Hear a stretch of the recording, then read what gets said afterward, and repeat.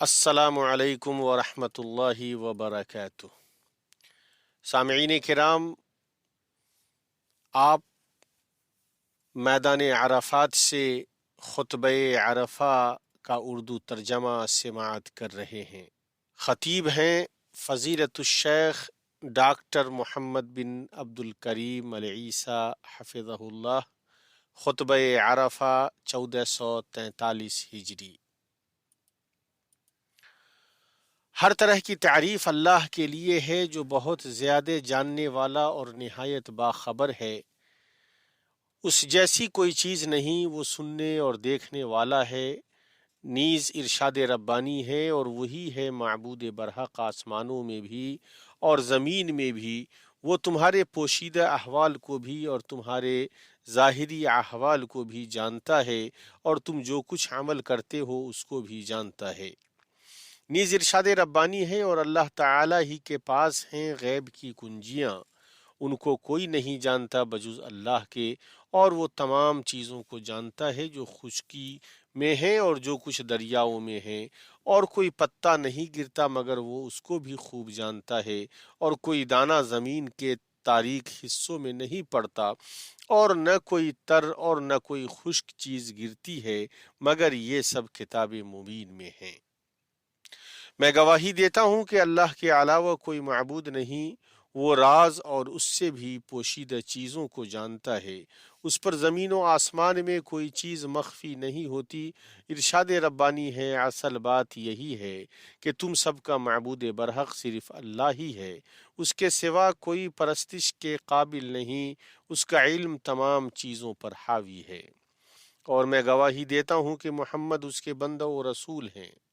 اللہ تعالیٰ نے انہیں اپنے اس قول سے متصف کیا ہے اور تجھے وہ سکھایا ہے جسے تو نہیں جانتا تھا، اور اللہ تعالیٰ کا تجھ پر بڑا بھاری فضل ہے۔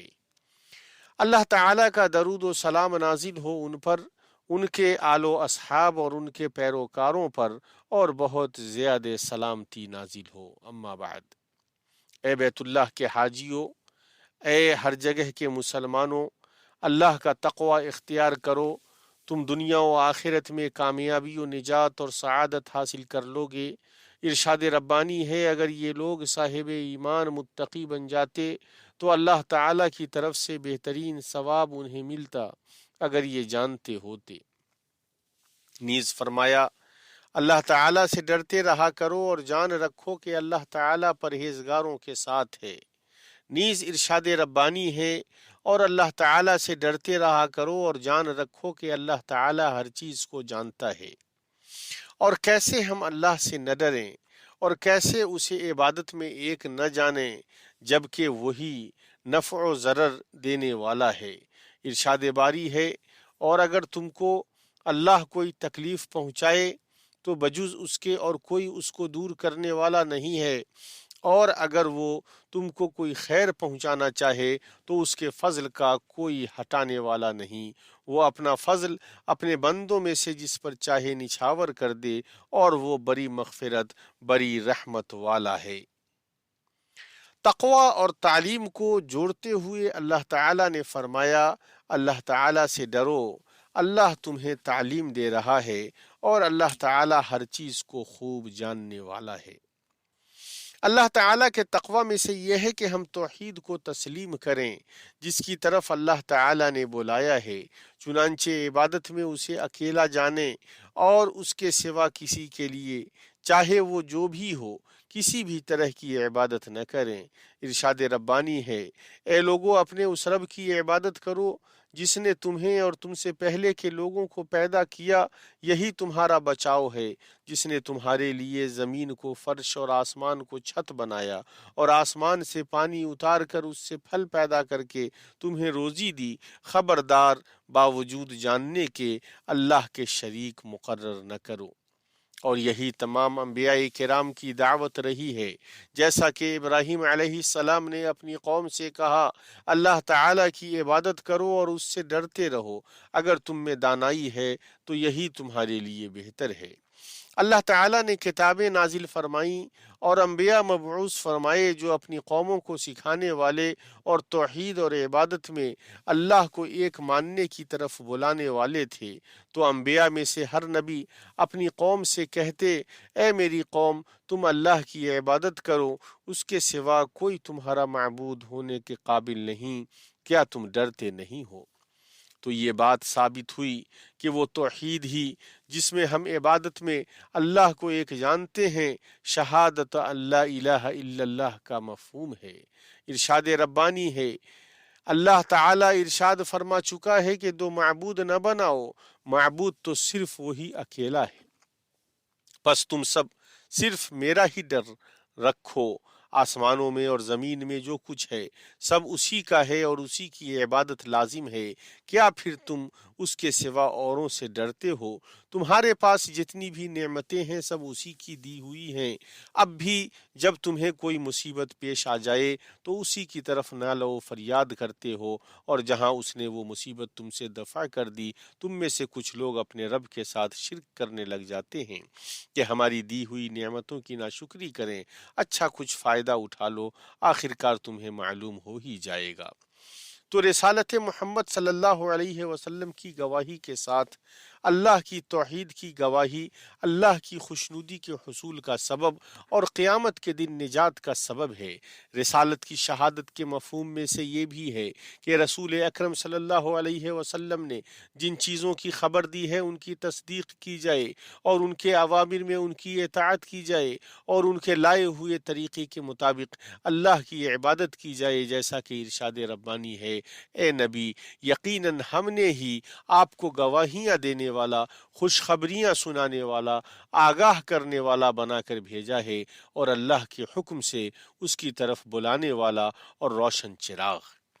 شہادتین اسلام کے ارکان میں سے سب سے پہلا رکن ہے، جیسا کہ اللہ کے نبی صلی اللہ علیہ وسلم نے فرمایا، اسلام کی بنیاد 5 چیزوں پر ہے، اس بات کی گواہی دینا کہ اللہ کے علاوہ کوئی معبود نہیں اور محمد اللہ کے رسول ہیں، نماز قائم کرنا، زکوٰۃ ادا کرنا، رمضان کے روزے رکھنا، جو بیت اللہ کی استطاعت رکھتے ہیں ان کے لیے بیت اللہ کا حج کرنا۔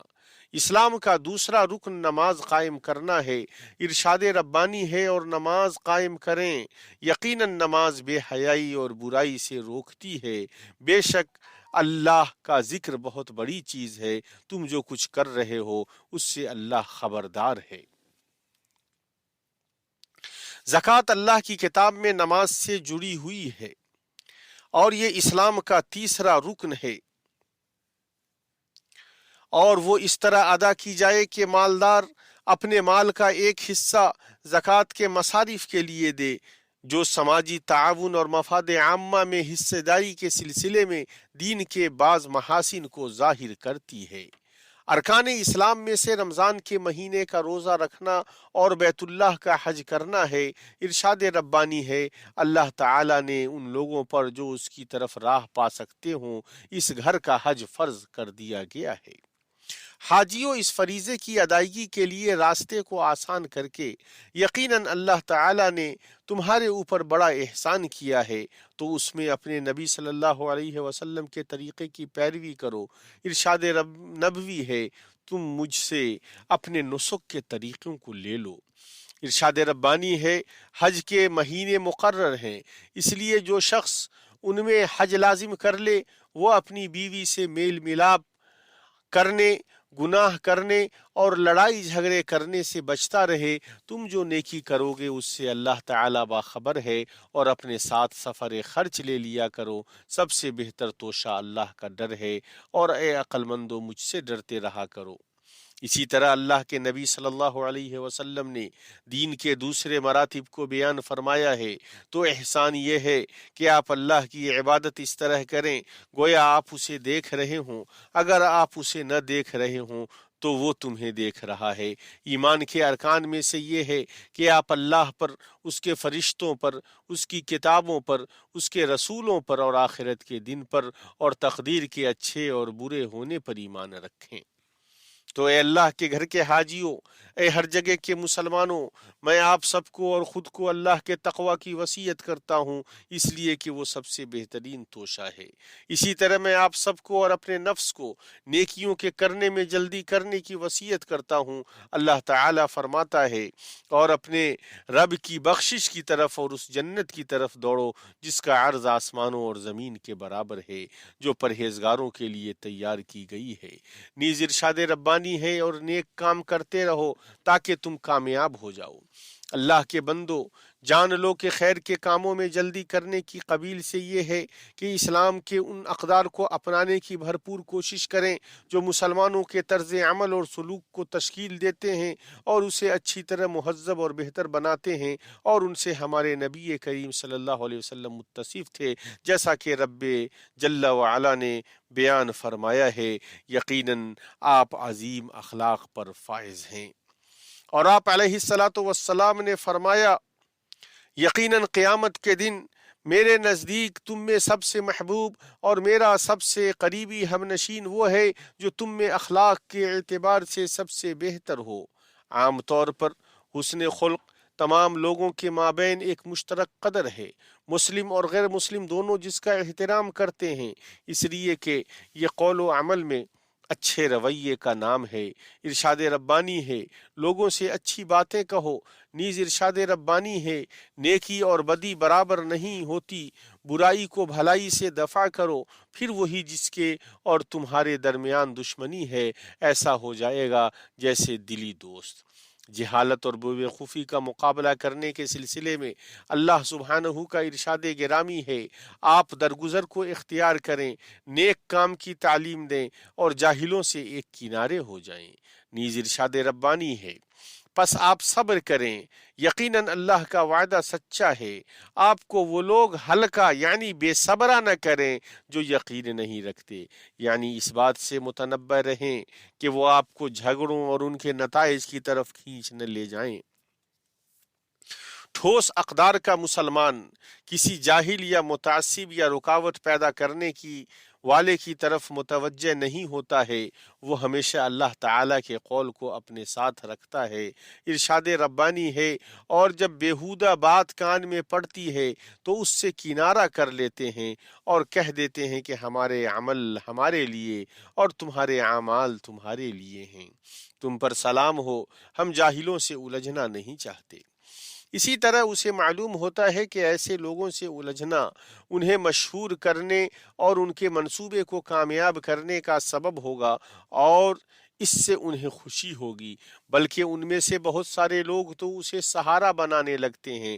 لیکن فریب دہی کے خطرات کا پردہ فاش کیا جائے، اسی طرح واضح گستاخی کا جواب دیا جائے، اور یہ ساری چیزیں اسلام کی حکمت کے ساتھ کی جائیں۔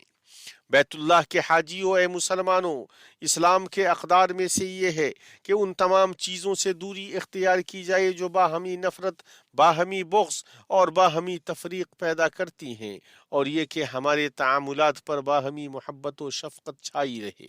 یہ اقدار اللہ کی رسی کو مضبوطی سے تھامنے کے مطالب میں سر فہرست ہیں، جیسا کہ ارشاد ربانی ہے، سب مل کر اللہ کی رسی کو مضبوطی سے تھامو اور فرقے میں نہ بٹو۔